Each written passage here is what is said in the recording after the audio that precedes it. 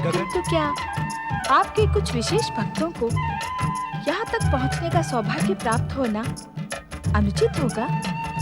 तुम्हारे निवेदन में माँ का वात्सल्य झलक रहा है देवी। हम तुम्हारी इच्छा का सम्मान करते हुए सच्चे शिव भक्तों को यहाँ तक पहुँच सकने का सौभाग्य प्रदान करते हैं। आपके भक्त यहाँ किस प्रकार पहुँचेंगे स्वामी?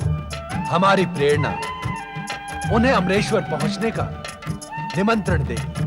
धन्य हो स्वामी, मेरी इच्छा का सम्मान कर आपने शिव भक्तों पर जो कृपा की उससे मैं कृतार्थ हुई। अब इसी शुभ अवसर पर मेरी एक और इच्छा पूर्ण करें। देवी पार्वती, ब्रह्म ज्ञान प्राप्त करने के लिए ही तुम इस पवित्र गुफा में आई, अतः निवेदन की आवश्यकता नहीं है।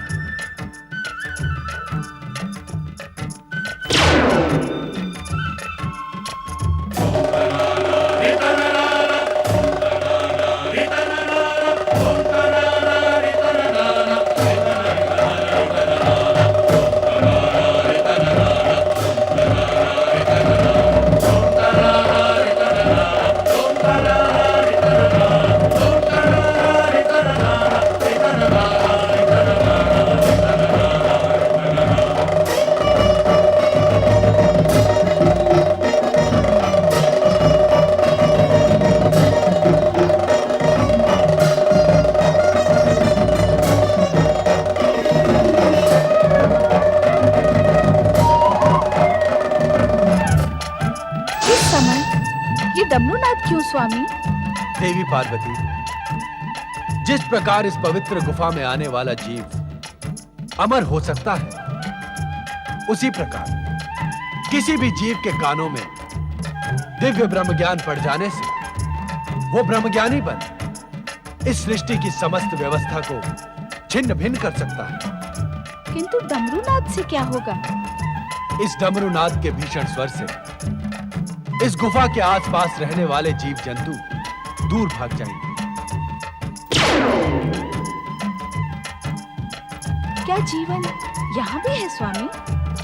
आश्चर्य है कि यह प्रश्न हमसे पर्वत नंदिनी पार्वती पूछ रही है। देवी, जीवित रहने की आकांक्षा जीवात्मा को कहां-कहां ले जाती है, यह जानकर आपको अपार आश्चर्य होगा। आश्चर्य तो मुझे इस गुफा को देखकर भी हो रहा है स्वामी। हम इसी आश्चर्यचकित करने वाले स्थान पर आपको ब्रह्म ज्ञान का अमर संदेश प्रदान करें। इसी कारण भविष्य में यह गुफा अमरनाथ धाम के रूप में प्रसिद्ध होगी। जय अमरनाथ धाम। आज हमारे प्रिय मास श्रावण की पूर्णिमा है। आज के दिन जो श्रद्धालु शिव भक्त हमारी प्रेरणा प्राप्त कर यहाँ हमारे प्रतीक शिवलिंग के दर्शन करेगा, उसे अमरता के साथ ही साथ वैसा ही दिव्य ज्ञान प्राप्त होगा जैसा अब हम तुम्हें प्रदान करेंगे। अर्थात क्या अब प्रत्येक वर्ष श्रावण पूर्णिमा पर यहाँ आपका प्रतीक पूर्ण हिम शिवलिंग अवतरित होगा? हाँ देवी, आज से प्रत्येक वर्ष श्रावण माह में चंद्रमा के बढ़ने के साथ ही साथ मेरा प्रतीक हिम शिवलिंग अवतरित होकर पूर्णिमा के दिन पूर्ण होगा तथा चंद्रमा के घटने के साथ ही अमावस्या तक मुझ में विलीन हो जाएगा।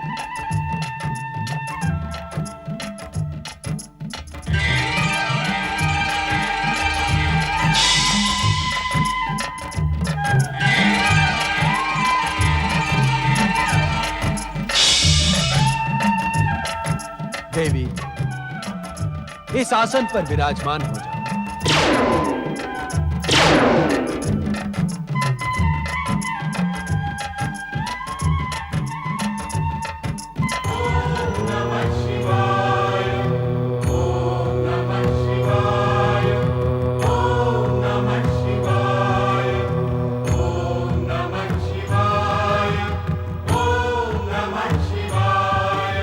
ब्रह्म ज्ञान की कथा अत्यंत रहस्यमयी तथा कठिन है। हम ये ज्ञान तुम्हें समाधि अवस्था में प्रदान करेंगे। इसे कहते हुए हमें तथा सुनते हुए तुम्हें रोमांच का अनुभव, अतः सुनने की सहमति का हुंकार भरती है,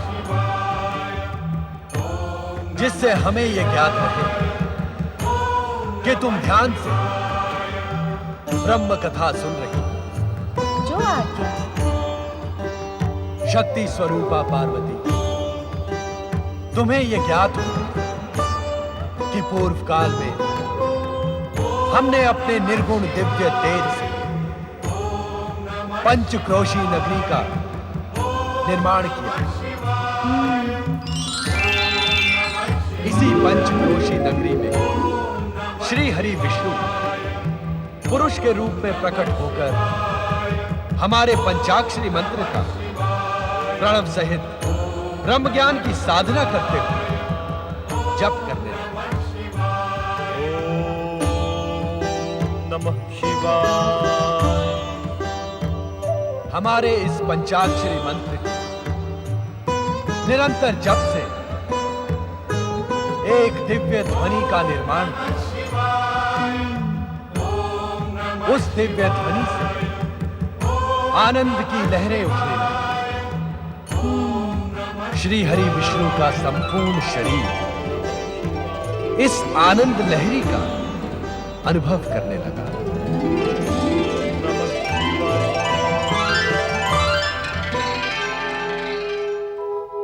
उनके शरीर से पवित्र ओमकारमय ध्वनि निकली।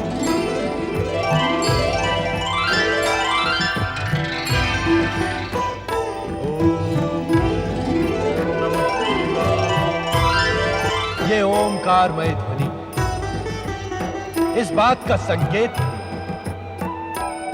कि परम पुरुष श्री हरि विष्णु को ब्रह्म ज्ञान का साक्षात्कार होने लगा था। ये ब्रह्म ज्ञान शिव का स्वरूप है। जो जीवात्मा मुझ परमात्मा स्वरूप के इस ब्रह्म ज्ञान को अपने हृदय में स्थित देख ले, वो साक्षात हमें अर्थात शिव तत्व को प्राप्त कर लेते।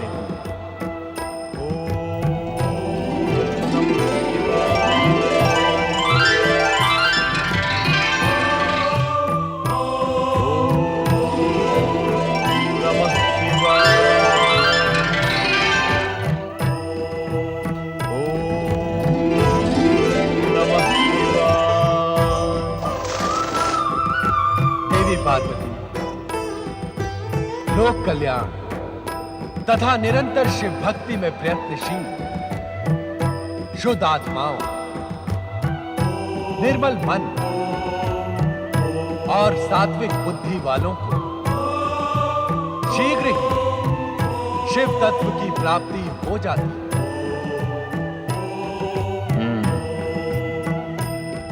सृष्टि के कण कण में शिव तत्व की अनुभूति,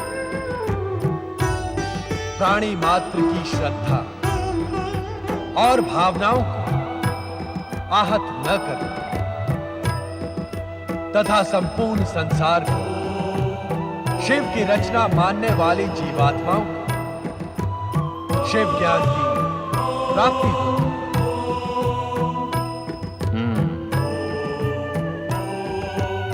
अपने को श्रेष्ठ और दूसरे को निकृष्ट न मानना, तप, जप और पवित्रता की ओर अग्रसर होने वालों के मार्ग में बाधक न बनने वाली अहंकार रहित जीवात्माओं को शिव भक्ति की प्राप्ति होती है। शिव तत्व, शिव ज्ञान और शिव भक्ति की प्राप्ति से मन, आत्मा और बुद्धि तेजस्वी तथा ओजस्वी बन जाती है। इतना प्राप्त कर लेने पर कुछ भी प्राप्त करना शेष नहीं बचता। शिव तत्व, शिव ज्ञान और शिव भक्ति को प्राप्त करने का एकमात्र मार्ग है शिव चरणों में अपना जीवन समर्पित कर निरंतर हमारे पंचाक्षरी मंत्र ओम नमः शिवाय का जाप कर। हमारे इस पंचाक्षरी मंत्र ओम नमः शिवाय में संसार का सर्वश्रेष्ठ ज्ञान समाहित है।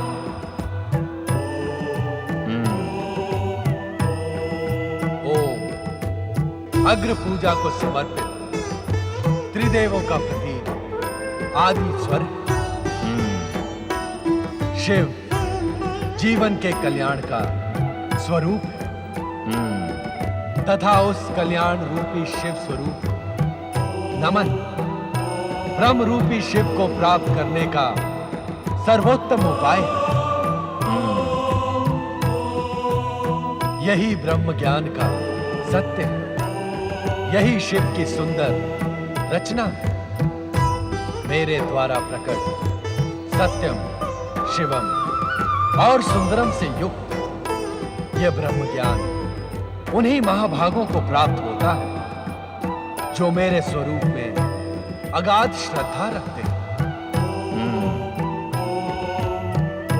मेरी आज्ञा अनुसार धर्म मार्ग पर चलने वाले प्राणी मेरी ही कृपा से मल एवं माया से मुक्त होकर मेरे परमानंद सच्चिदानंद स्वरूप में लीन हो जाते हैं। स्वयं मेरे द्वारा रचित एवं कहे गए इस दिव्य ज्ञान को प्राप्त ज्ञानी इस ज्ञान के प्रकाश रूपी अग्नि से अपने कर्म में शरीर को क्षण भर में जलाकर मेरी कृपा से कर्म बंधन से छुटकारा पाकर मोक्ष को प्राप्त कर लेते हैं।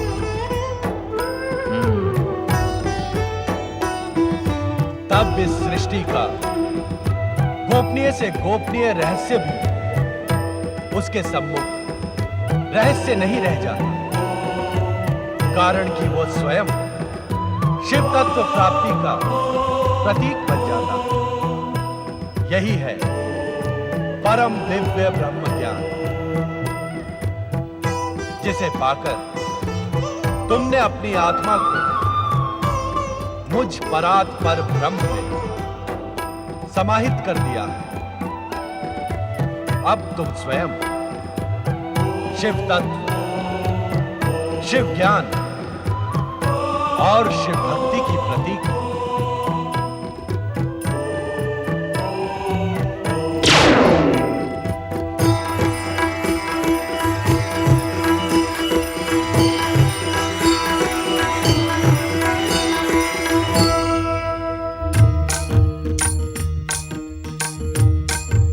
तुम सो रही हो पार्वती, तुम अपनी निद्रा को रोक न सकी। परम शिव तत्व और ब्रह्म ज्ञान की प्राप्ति के स्थान पर तुम्हें निद्रा ही प्रिय है। आश्चर्य है, हमारे प्रत्येक वचन पर हुंकार कौन भर रहा है? कौन है वो प्राणी जो हमारी आज्ञा के बिना इस दिव्य ब्रह्म ज्ञान के संदेश को सुनकर हुंकार भर रहा था? उपस्थित हो।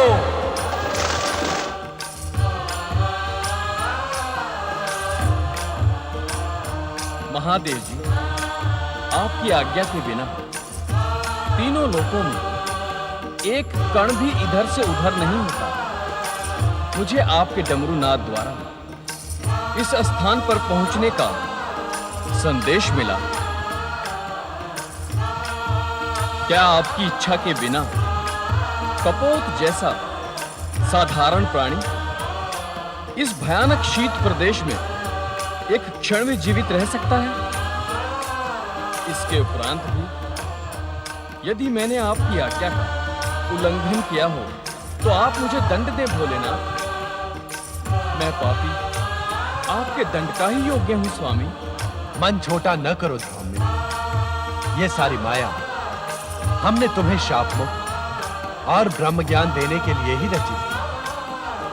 ब्रह्म ज्ञान के लिए तुम्हारी पात्रता पहले ही निश्चित हो गई थी। अब तुम अपने गुरु के शाप से मुक्त हो, ब्रह्मज्ञानी धौम्य।